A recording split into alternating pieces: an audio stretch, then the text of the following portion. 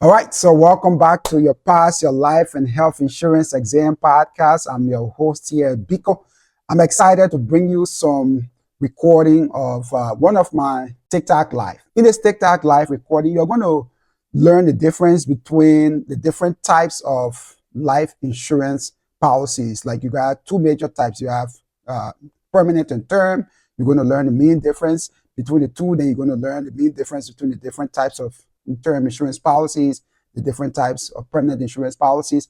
I also touch on general insurance principles, like the methods of handling risks, what is loss, what is peril, what is hazard, all those things.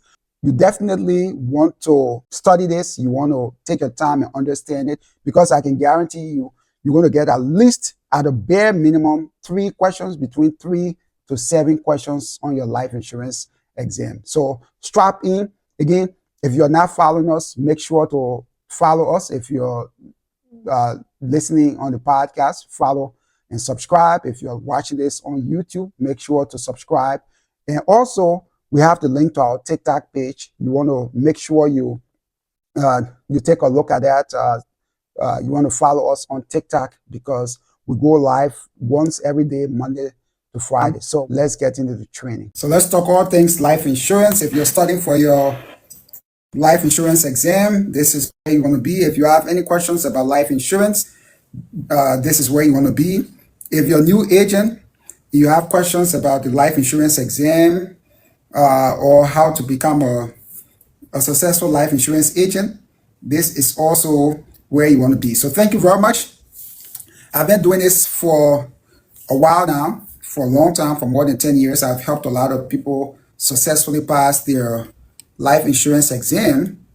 So if you have any questions, feel free to ask me. I'm here to help you. Okay? I'm here to help you. All things related to life insurance, I'm here to help you. So as I say all the time, the life insurance exam is not difficult. It's very tricky. About 50% of people will fail their life insurance exam. If you don't want to be one of those 50%, then you have to be able to do something different. And that's what I help people do here. So what I like to do is cover core concepts. So I'll cover those core concepts. Then when I cover them, then we're going to go over some practice questions. You have to know the difference between permanent and, under permanent life insurance, you have variable life insurance and you have fixed life insurance. So let's talk about that, because this is something that will probably be on your exam, okay? So you have, under permanent, you have fixed and variable life insurance. So let's contrast it. First of all, the difference, let's start with the similarities, okay? What do they have in common? All of them are permanent life insurance. That means they have a cash value.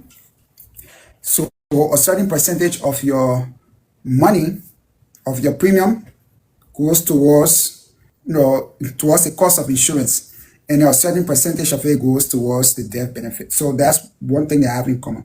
All of them, because they're permanent life insurance policies, all of them you can make withdrawals from them, you can take out loans from them, and you don't necessarily have to pay premiums for the rest of your life, as long as you have enough money in your cash value.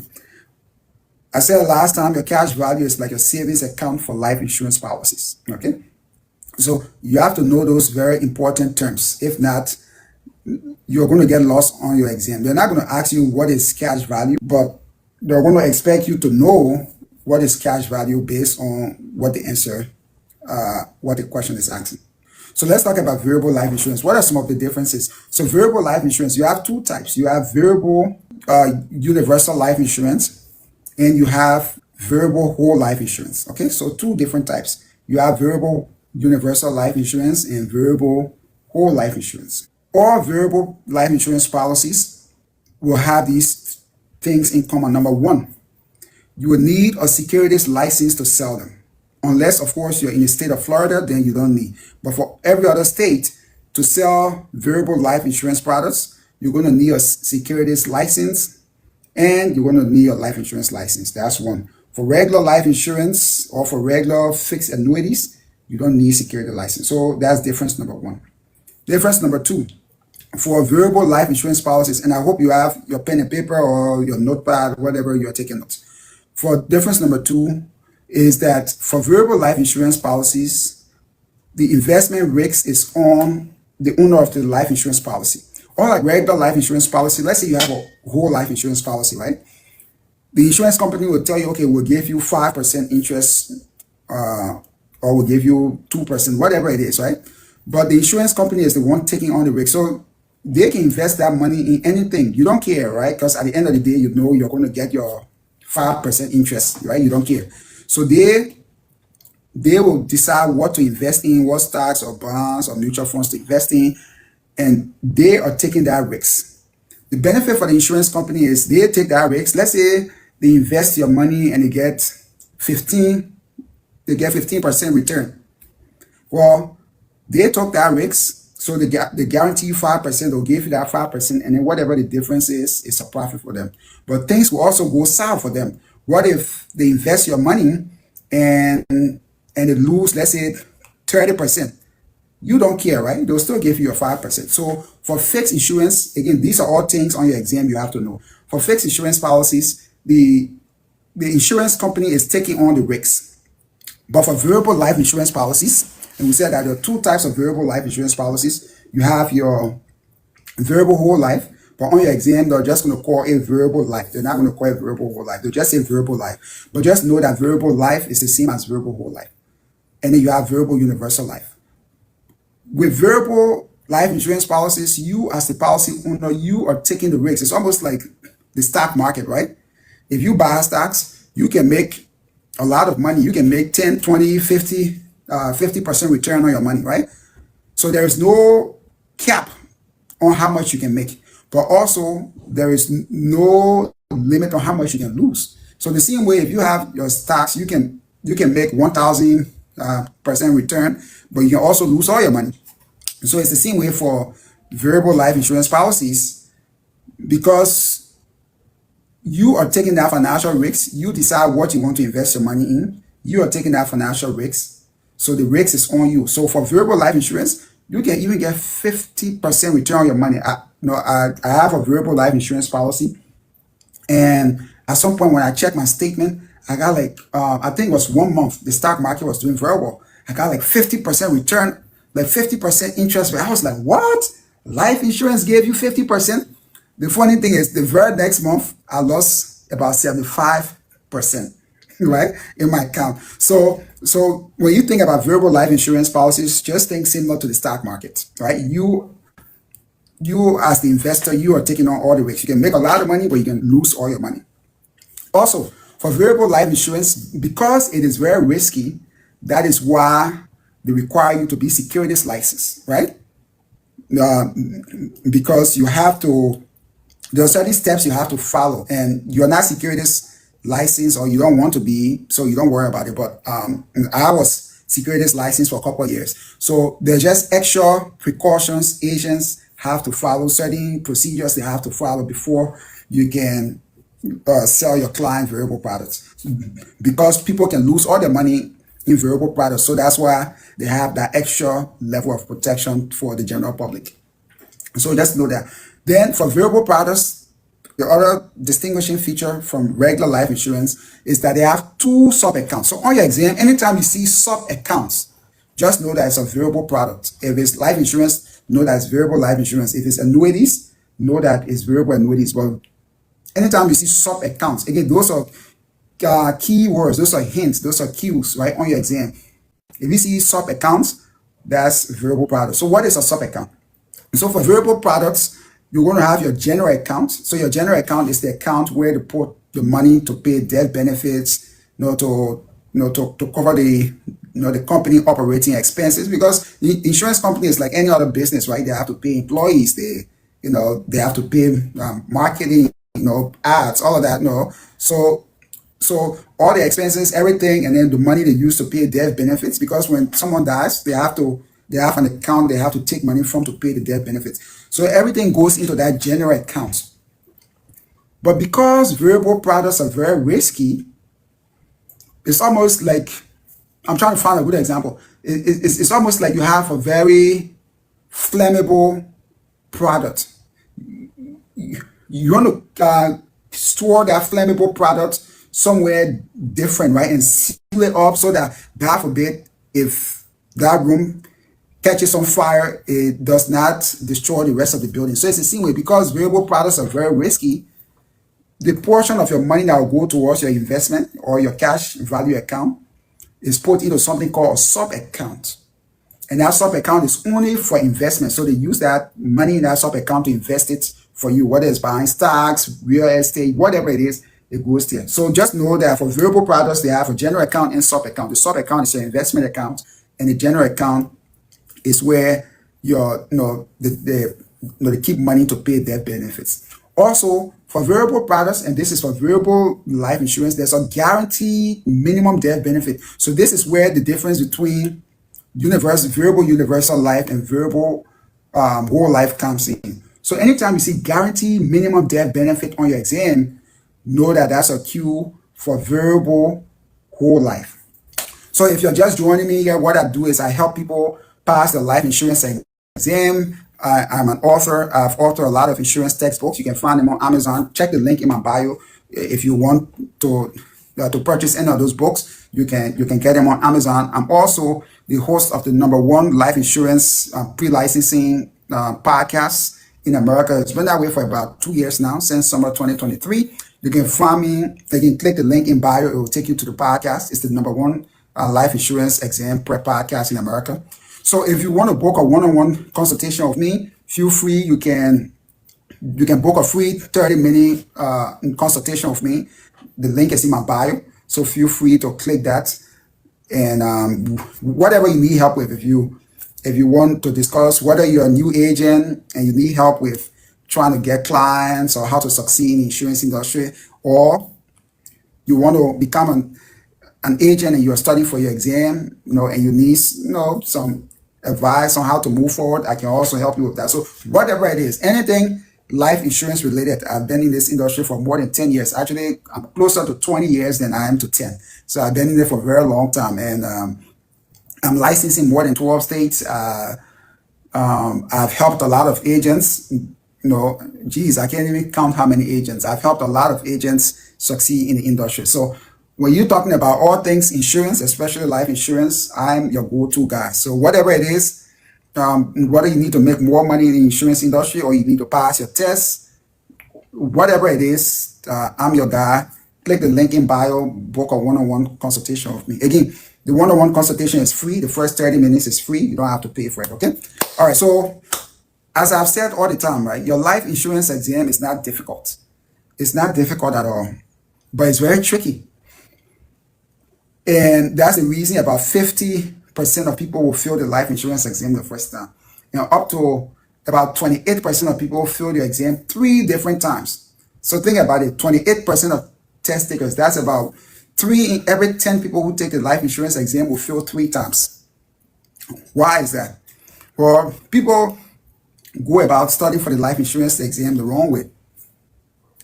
And that's why they fail. Number 1, every state has their exam outline. And there's a video I made about this. You can check my profile. I broke that down. But every state has their exam outline.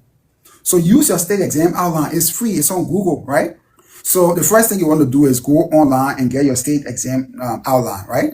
And every state will have it. Just go to Google and type in whatever your state. So put in, let's say you're from Georgia, right? Put in Georgia life insurance exam outline, right? So just put the name of your state and then type exam outline. So California life insurance exam outline, New York life insurance exam outline, and all of the states will publish their exam outline. It's on the internet, right?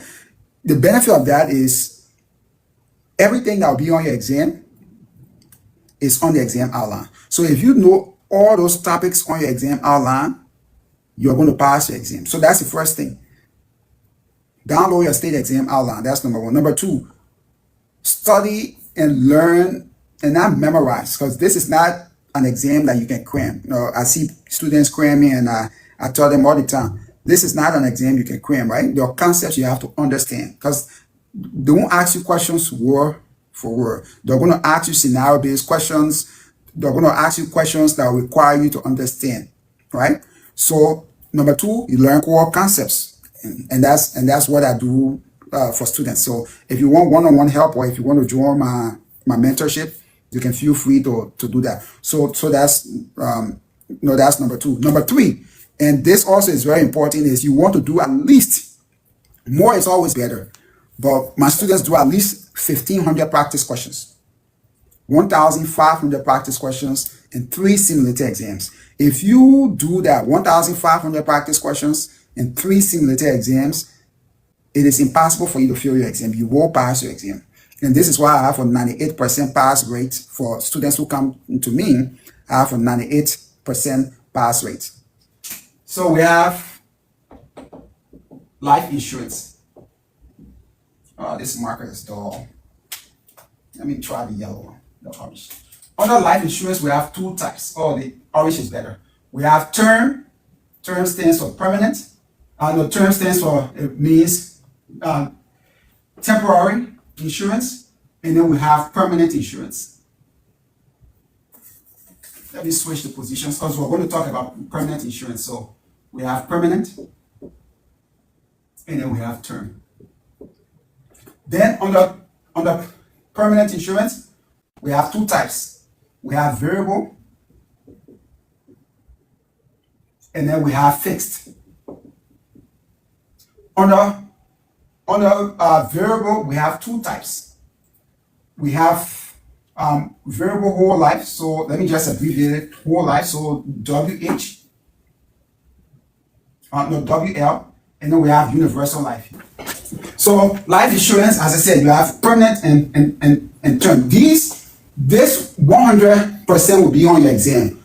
It's not if, ands, or buts. There are no if, ands, or buts. This 100% guarantee will be on your exam. If you want to take a screenshot of this, you can take a screenshot of this. What you need to do is to be able to explain all of this, like draw it out on a piece of paper and be able to explain it. So let's break this down, right?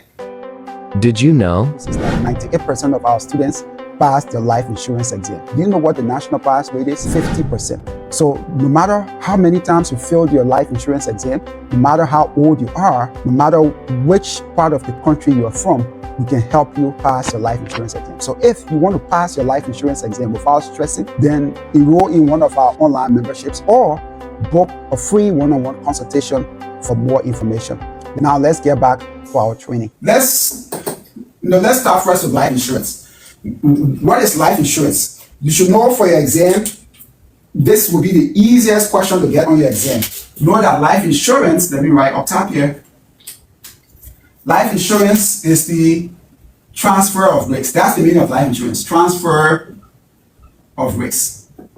That's the meaning of insurance, right? So life insurance is just the transfer of risks. You are transferring the risks, the financial risks that will come with you dying. You're transferring that to the insurance company. And we said that there are 5 methods of handling risks. You should know those 5 methods of handling risks. Again, I don't want to get off track here, but let me write them down. Or I'll write it here. The 5 methods of handling risks is STARR, right? So you have to know this for your exam, right?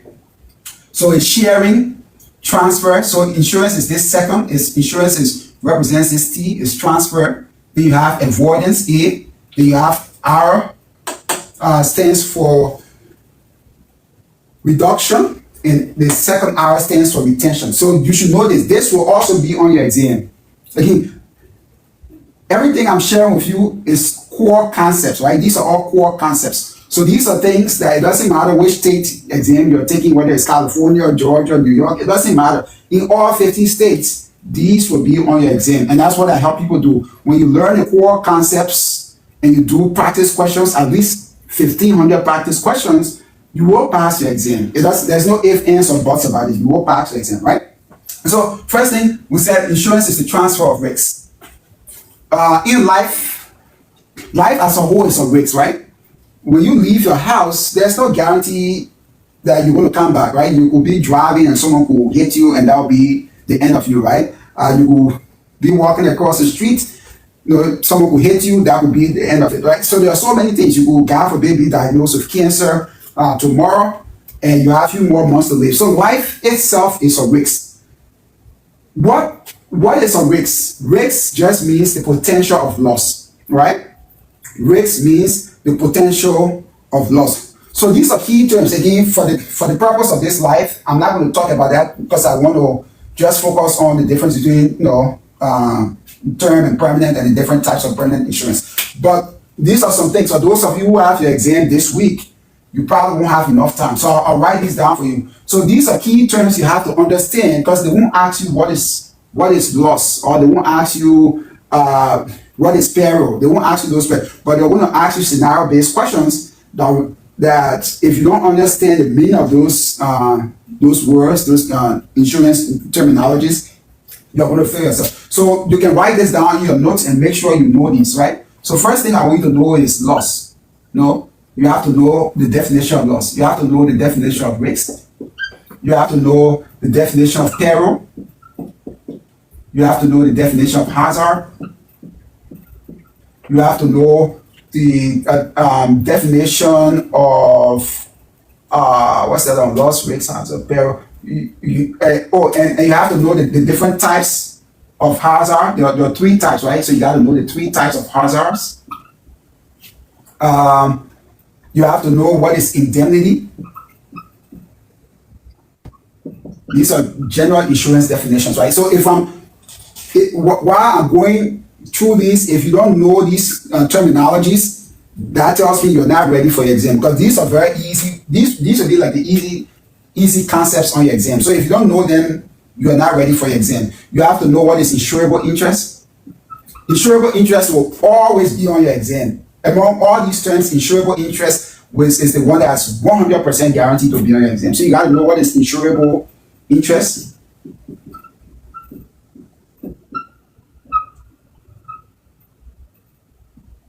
So these are some key terms. You can again take a screenshot of this if you want, but these are key terms, okay? So when insurance started, and insurance has been around for more than 200 years, right? Actually, again, this will not be on your exam, but the insurance actually started during the Roman Empire, right? Because those soldiers that were getting killed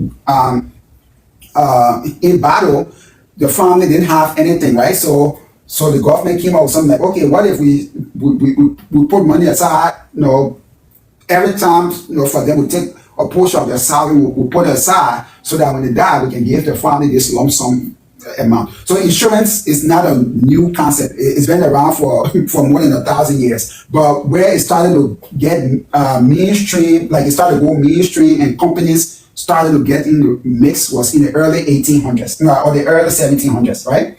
And not to get off topic, but even during the slave trade, it was not life insurance, but there was commercial insurance, where if your slave got lost at sea, because slaves at that time were considered property.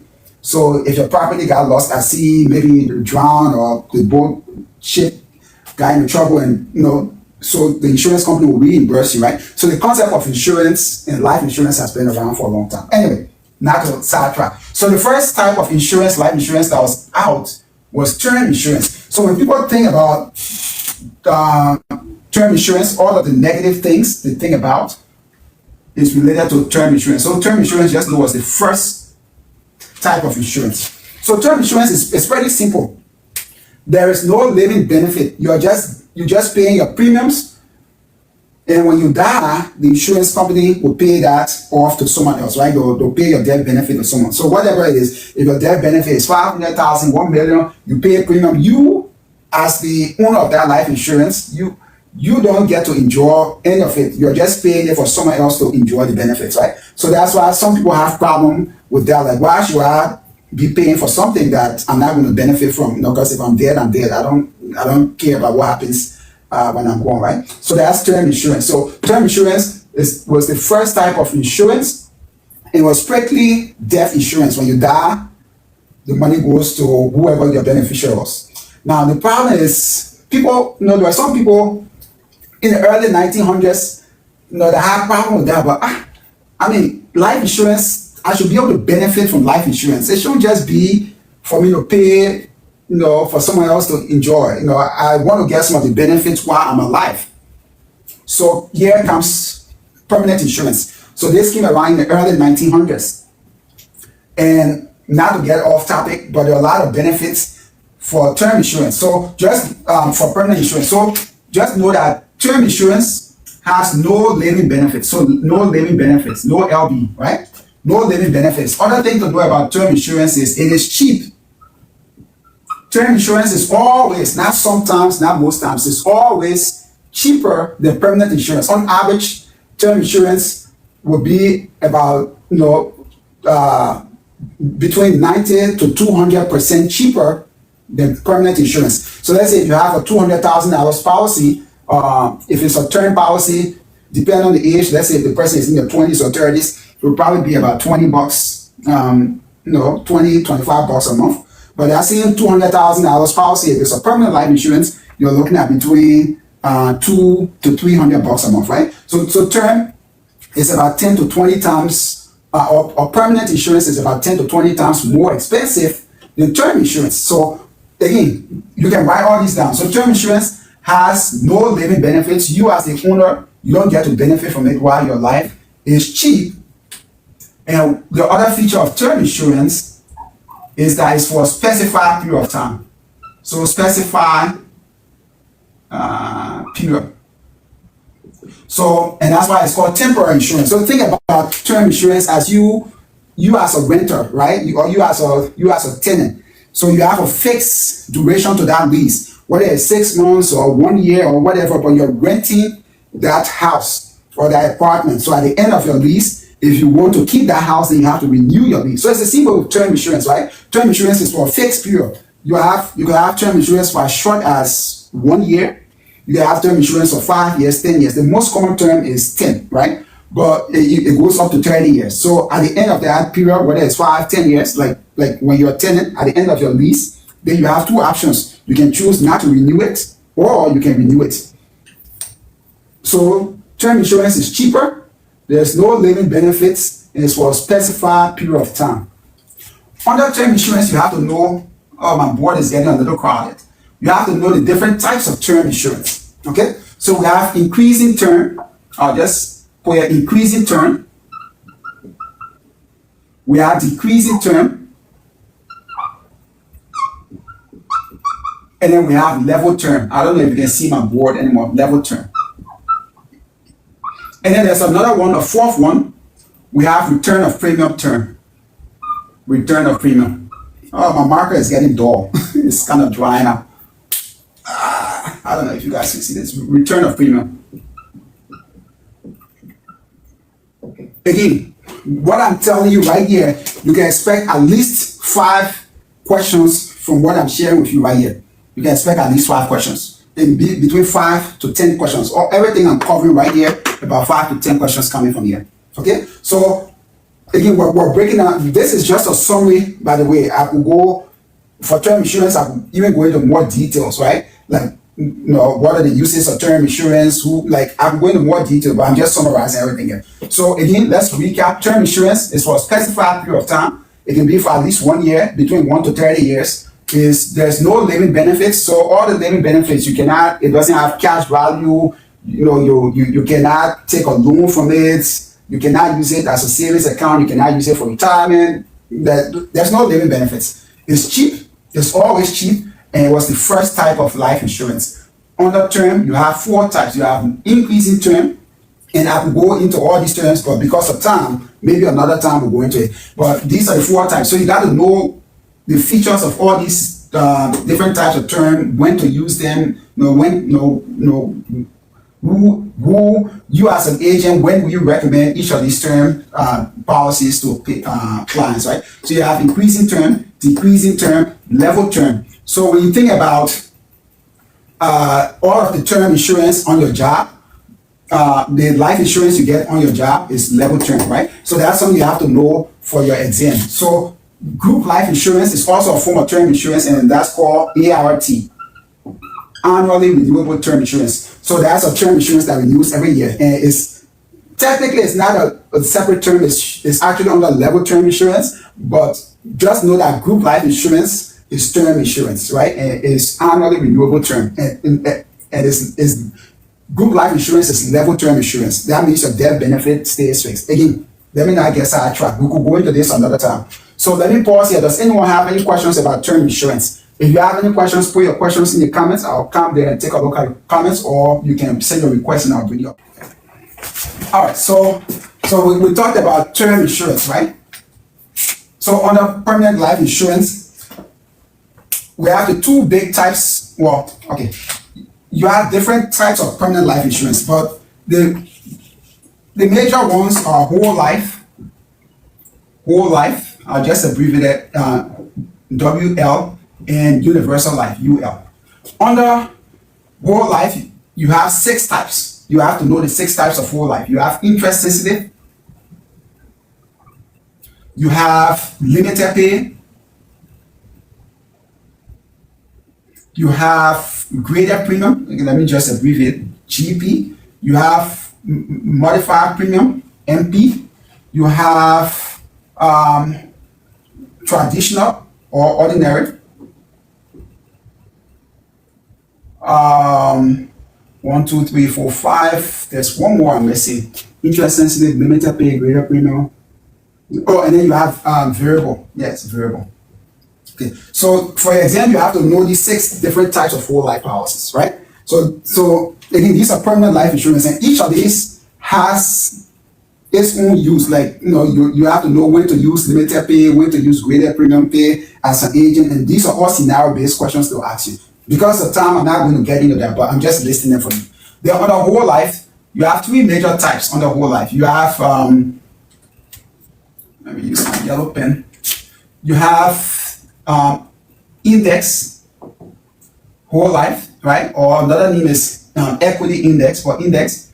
Then you have variable. And then you just have the regular universal. No, it's just called universal. So the regular. So you have 3 types of universal life insurance, and you have 6 types of whole life insurance. When people think about whole life, most of the time what they're talking about is the traditional whole life, right? That's the most common type of whole life. But you have 5 other types of whole life. Again, because of time, I'm not going to go into this, but just know this type. And if you're studying for your exam, you want to make sure you study and understand what each of these different types of life insurance do, right? So for exam purposes, those are the 9 permanent life insurance you have to worry about. There are more types of permanent life insurance than that, but for exam purposes, that's all you have to worry about for now. All right, so under permanent, you have 2 umbrellas. You have variable and fixed. So fixed is, to make it easy, not to confuse you, everything you know about permanent life insurance is fixed, so I'll just talk about variable. So I've already talked about variable, right? So we said that variable whole life, let's bring this down here. Variable whole life, there's no guarantee interest rate. Okay? No guarantee interest rate. So unlike, let's say you have all these other types of life insurance, they'll give you a fixed interest rate. So they say, okay, we'll give you 5% interest or 2% interest on your premiums you pay, right? But variable, there's no guarantee interest rate. Also, you have 2 accounts. And we said those are the sub account. You have the sub and you have the general. So those are the 2 accounts. Again, I went over what is the sub account, what is the general earlier. For those of you who are just joining, because of time, I'm not going to go into it. And then you need 2 licenses to sell it. Again, everything I'm sharing with you here, you want to get no less than 5 questions on your exam from everything here, right? So no guarantee interest rate, 2 sub accounts. Then you also have, they need 2 licenses to sell. You need 2 licenses to sell. You need your securities and life insurance license. Also, you got to know that the insurance company bears the risk.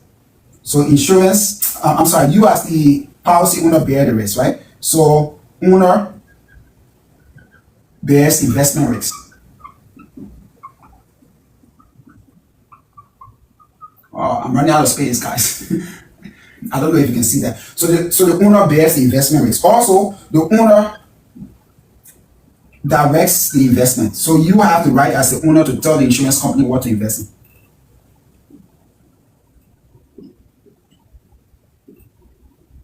And then also know that there is unlimited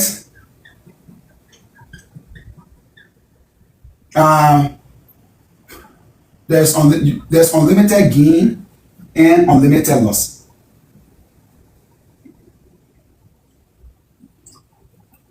But what separates variable whole life from variable universal life is that variable whole life, which on your exam would just be called variable life.